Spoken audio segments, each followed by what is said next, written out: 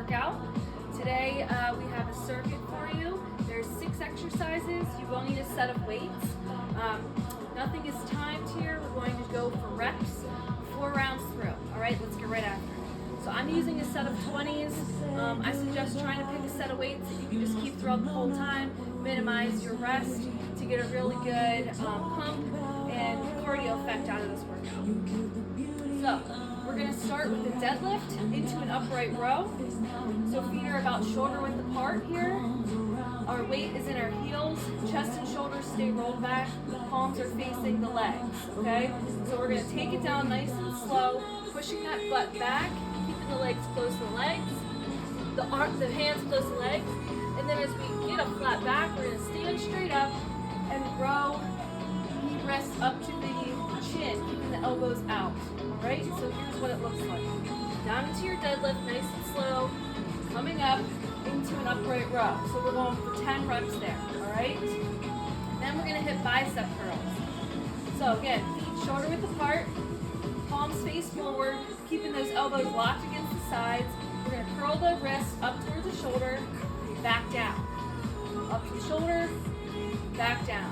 Now, if this bothers your wrist a little bit, I suggest positioning your arms a little outward into a wide bicep curl.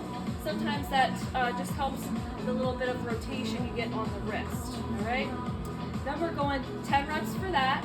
Then we're going right into squat thrusters for 10 reps. So we're going to set the weights here on our shoulders like so. Feet are a little wider than shoulder width, toes pointed out. So your palms are facing the sides of your heads. Chest and shoulders are still up. We're going to sit down and back like we're sitting in a chair, and then press the arms right up overhead as we come out of that squat. So, squatting down. As soon as we start ascending out of our squat, we're pushing our hands up overhead for our overhead press. So that's the thruster. So it looks like this. Down, up, down, up. As soon as those weights touch the shoulders again, you're back down into that squat. Okay? Then we're down for a renegade row. So, if you want your wrists right underneath the shoulders, you can be on your knees here or your toes.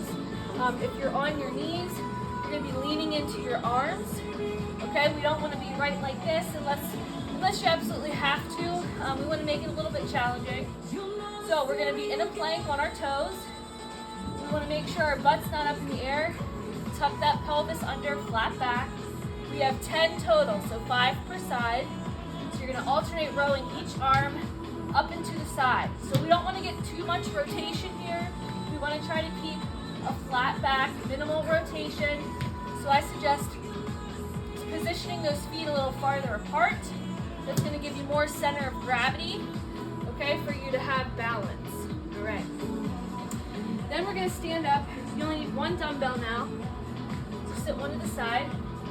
We're going to do a single arm dumbbell swing. So feet are a little wider than shoulder width. Dumbbells in one hand. So what we're going to do here is we're still going to use that leg to help position swinging that arm up to about chin height. But once we get up to chin height, our other arm's going to grab the weight and go into that dumbbell swing. So slow motion here. We're swinging up, grabbing, swinging back down. As we come up, we grab with the other hand. So what I like to do is keep one hand at the top, one hand at the bottom for grabbing. That way I'm not crossing over hands here. So fast, normal pace now. Up, and we're swinging. So same thing as a regular kettlebell swing, but we're using 1 dumbbell, okay? 20 reps of those. So all of our deadlift upright row, 10 reps, bicep curls, 10 reps, squat thruster, 10 reps, renegade row, 10 reps total. Then our alternating kettlebell swing, 20 reps total. And then we're going to finish with standing marches. Really good for the core, really good for balance. So weights, 2 weights. You can also use 1 weight, I'll show you. So up overhead, from the side. We want to make sure we're not bowing. We're nice in line with our spine. Core is pulled in tight, pelvis is tucked. We're going to alternate pulling that knee up towards the belly button. All right, so you have have 20 total marches here. Nice and slow, slow and controlled. If you're just gonna use one weight, you're gonna hold it by the bells, up overhead. Same thing, slow and controlled here. Core is pulled in tight, nice deep contraction. Those are your exercises. Let's go for 4 rounds, minimal rest. Rest is needed.